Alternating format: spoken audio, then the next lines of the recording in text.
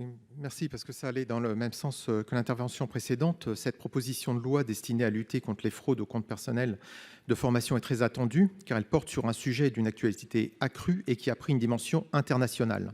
J'ai été sensibilisé à un aspect particulier de ces escroqueries par un conseiller des Français établi aux Émirats arabes unis, qui m'a recommandé de prendre attache avec Madame Christelle Coiffier, que je tiens à saluer ici pour son action de lanceuse d'alerte.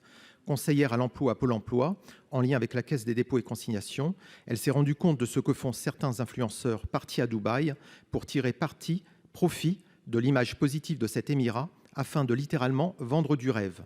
De l'argent facilement gagné, du soleil toute l'année, il représente un modèle pour beaucoup, ce qui leur permet de faire la promotion de formations bidons.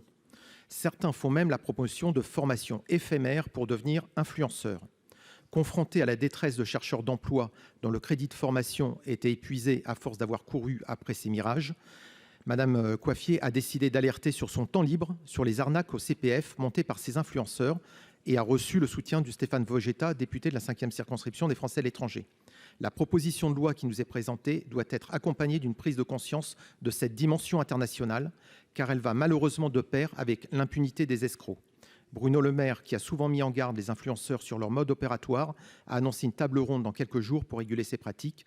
Cela va dans le bon sens, tout comme cette initiative parlementaire que je soutiens, mais je voudrais vraiment attirer l'attention sur cette dimension à prendre en compte. Merci.